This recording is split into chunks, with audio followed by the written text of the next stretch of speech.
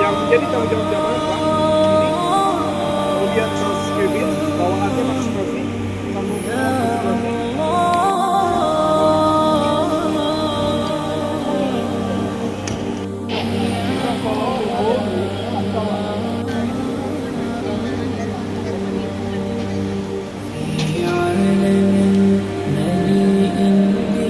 CDK Dubai.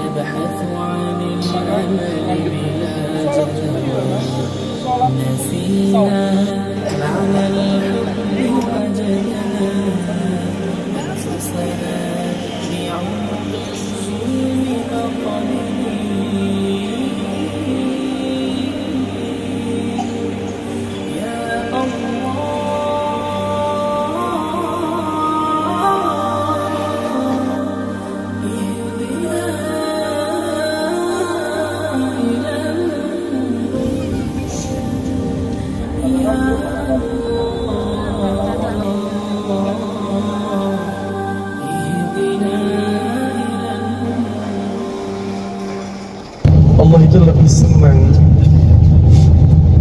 ketika hambanya taubat dari seseorang yang kalau lagi jalan di padang pasir kemudian otaknya dan perbekalannya hilang, kemudian saat dia duduk bersandar melihat pohon, dia tidur itu sudah apa berarti?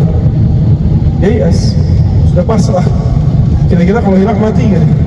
Nggak ada ini, tiba-tiba otaknya datang lagi, balik lagi dia bawa perbekalan. Kira-kira senang nggak tadi yang melihat otaknya?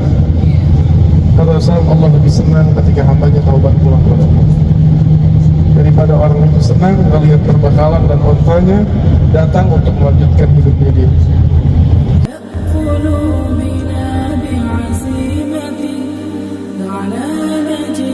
Di sebelah kanan kita lihat pintu utamanya, namanya Fahad.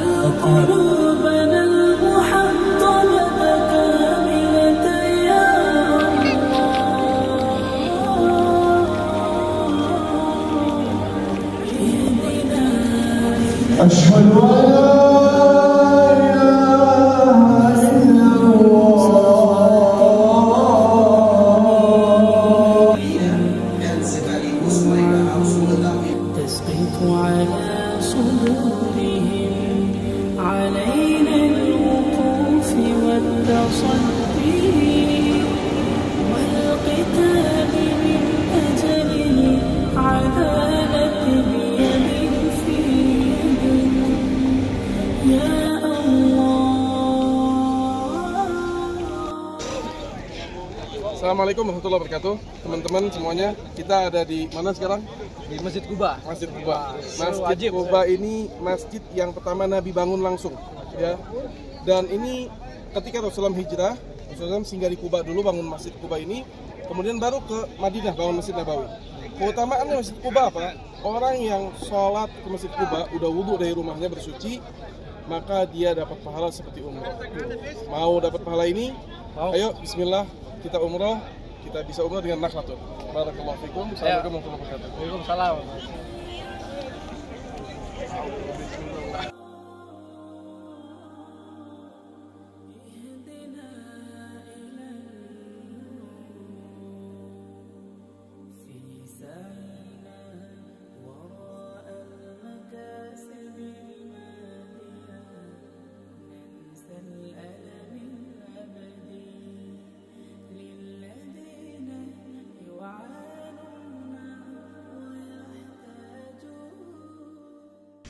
Ya, jadi kalau bahas sejarah Nabi itu luar biasa, ya. Selalu mengesankan, nggak mengesankan ya.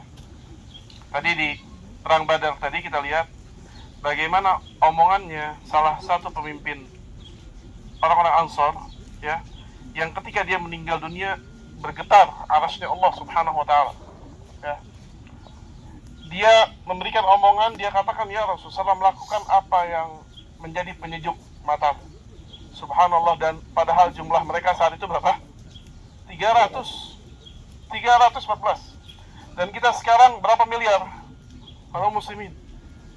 Subhanallah. Dan kita bukan lagi susah, ya, keadaan lagi nikmat, ya, keadaan keadaan lagi punya harta, keadaan lagi alhamdulillah aman, subhanallah, apa kita nggak bisa juga mendapatkan keutamaan atau mendapatkan satu posisi berkata kepada Nabi kalau bertemu dengan Nabi sesuatu yang menyenangkan Rasulullah SAW. Padahal Nabi SAW apa? Menunggu umatnya di haud. Kelak yaumul qiyamah kata Allah, Nabi menunggu umatnya di telaga yang Allah sudah siapkan. Kemudian ada orang-orang yang mereka berjalan berputar-putar tidak masuk ke telaga Nabi, ya, karena disediakan minuman-minuman di telaga Nabi yaumul akhir nanti. Subhanallah, tidak masuk. Nabi sibuk menarik-narik mereka, ya, agar mereka masuk ke telaga Nabi. Kemudian malaikat menghalangi mereka. Kata malaikat, wahai Muhammad, tinggalkan mereka, tinggalkan mereka. Sesungguhnya mereka, engkau tidak tahu apa yang mereka buat setelahmu. Mereka mengadakan sesuatu yang di luar yang diajarkan Nabi SAW. Maka Nabi berkata, suhqan, suhqan, menjauh, menjauh, kata Rasulullah SAW. Para ulama mengatakan, dari mana Nabi tahu antara umatnya dengan yang bukan umatnya? Karena saat itu banyak manusia kumpul, dari zaman Adam sampai yang terakhir kiamat. Rasulullah mengatakan, umatku kelak yaumul qiyamah, Allah bangkitkan ghurran muhajjalin. Mereka memiliki tanda-tanda cahaya di bekas-bekas wudhunya mereka. Ya kata Rasulullah, kira-kira kalau kalian punya kuda banyak, tapi kuda kalian punya tanda, ya, putih misalnya di tangannya, putih di bagian wajahnya, putih di bagian kakinya, kira-kira kalian tahu gak mana yang kuda kalian dan mana yang lain? Tahu, kata Rasulullah. Maka umatku yaumul qiyamah itu memiliki tanda. Ya aku tahu, walaupun Nabi belum ketemu, Nabi tahu ini umatnya, bagian dari umatnya. Tapi mereka tidak dihalangi oleh malaikat, tidak masuk ke dalam haudnya Rasulullah, atau mereka bersama umatnya Rasulullah SAW dan menyelisihi Rasulullah SAW.